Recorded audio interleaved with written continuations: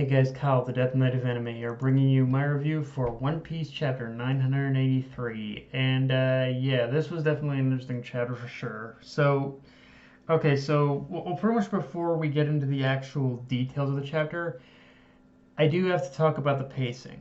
Because the thing with this chapter is, it's one of those times where the content itself was very good. Like there's a lot of great and epic just reveals and moments in this chapter. The main problem is that it feels like crucial moment. It does feel very much like crucial moments were skipped over for the sake of moving the plot along. Like for instance, we basically now see like pretty much Prometheus is working with Nami and with Nami and Carrot and whatnot. But it's just with that particularly, it's a question of how is he working with them now and what the fuck happened, and and focusing strictly on that moment.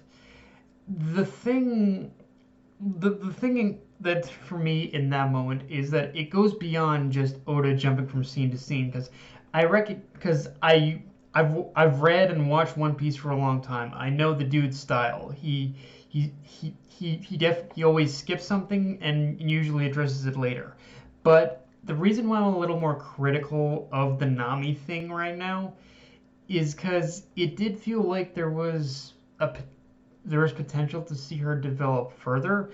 And while I'm not discounting that, and then while I'm not discounting that it pretty much still couldn't happen, I think it very much is still likely to happen that Nami is going to have her moment.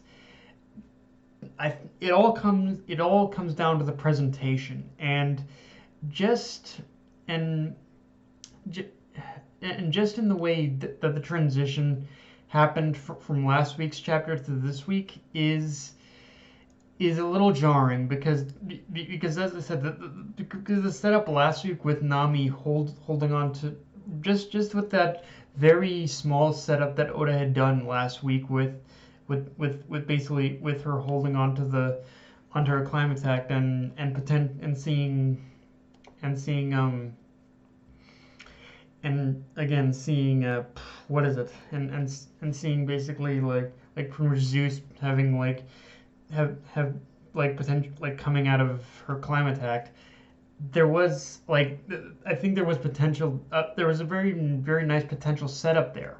It was a very epic setup that could have led I think to something great, but then he just kind of skipped over that, and I don't know. It just feels like there was a wasted opportunity in this moment in order to. It just feels like there was a wasted opportunity in this moment in order to develop Nami. But like I said, I'm sure Oda is still planning to develop Nami further. It's just it's one of those things where I get that Oda probably still is going to develop Nami, but it just feels like a wasted opportunity in the way that it was all set up. I think. Um, with that said, obviously the big thing to talk about is the fact that Yamato has arrived on the scene, and I guess you could say, and through that, I guess you could say like he basically rescued Luffy, which I love how there wasn't really even much he had to do for in order for us as the reader to recognize him. He just all he needed to do was perform his old man's signature technique, basically thunder like Prince Bagua, and we knew like instantaneously who he was. Now, and of course, just the fact that he also held on to a very similar mace as his father also did help too. Um, now, like was only those two ideas that really needed us to like clue in. Now, what I am a little more mixed on with when it comes to his arrival on the scene is that is that his arrival did basically it took Luffy out of the battle with Ulti in page one, which yeah I was kind of really which is one of those things where I was really kind of getting into that fight, and especially from how it was already he was heating up just from Ulti and Luffy kind of banging each other's heads together, releasing their hockey. So yeah, like the just in this pit, so there was already kind of so like the hype was being built up, and he kind of took it away. So that I'm a little iffy on, but. And I was also kind of just loving the whole dynamic of the fight and how Luffy was basically fighting a female version of himself. But so yeah, in that sense, I'm a little iffy on his on him like interfering in the fight, on Yamato interfering in the fight. But on the other hand, um, but on the other hand, one thing that I think has really but on the other hand, one thing I think that was really shown with basically Yamato coming in and and grabbing Luffy is that the fact that we learned from Yamato that he's been waiting for Luffy te- is pretty much tells me that even all the training that Luffy's done still isn't enough to take on Kaido, and that Yamato right now is the one who possesses that final key piece, whatever it may be, to pretty much defeating his father.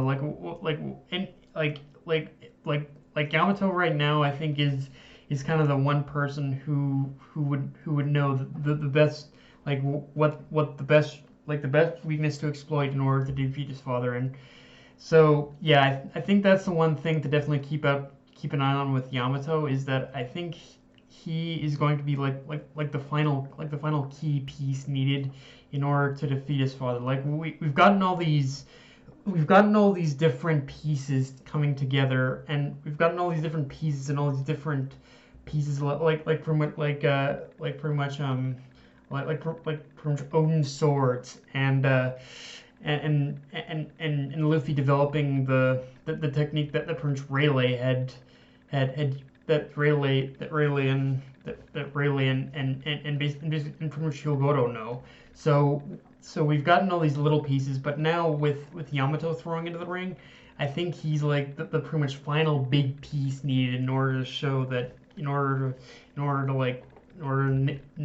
nail it home, that in order to nail like Kaido's defeat home, I think. So it's just a matter of whatever that final piece is, I think.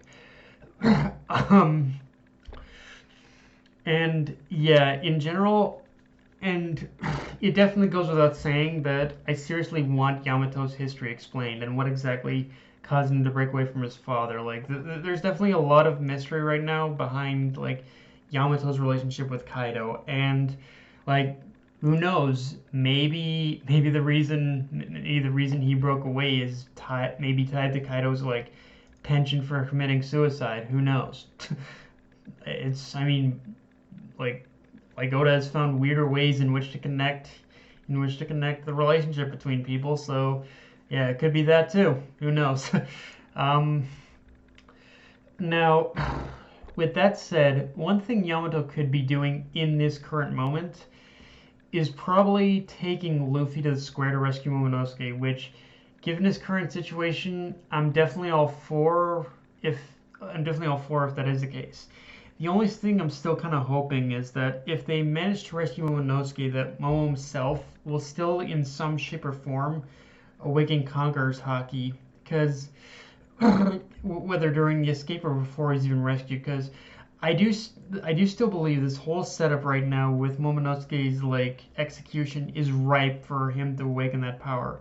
It's really just a matter of when. And again, even though Momonosuke has proven himself worthy of continuing his father's legacy, with him awakening Conqueror's Haki, it would definitely be the final push needed in order to demonstrate that point and hammer it home. So, yeah, in that sense, like it's one thing that I guess doesn't necessarily need to happen, but I think it's an important like I think stepping point for pretty much Momo's character. I think. um.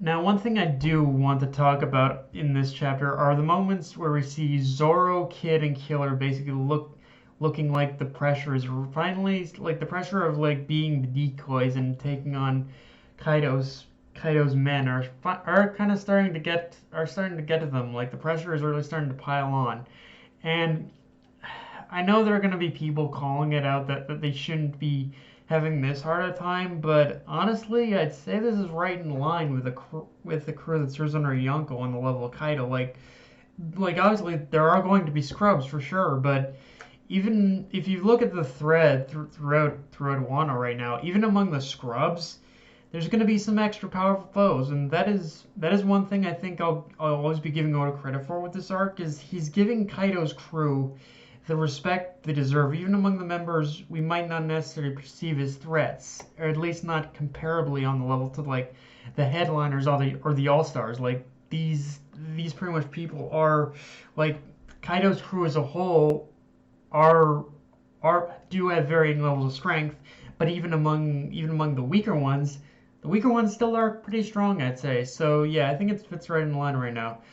But yeah, guys, that's all I got for this review. If you enjoyed the video, like, comment, subscribe, follow me on Twitter, Facebook, and Lister Control. That Night of May, signing off. Later, guys. Hey guys, this is a bit of a, I guess this is the first time I've done one of these like messages at the end of the review, but I figured with it being Father's Day, I figured I should probably say this anyway. But again, with it being Father's Day, the first look, hear me out, guys. With it being Father's Day today, it's a very special day for all fathers around, and I think my message to all of you out there is that tell your father, the first thing I want you to do, first chance you get, is tell your father you love him.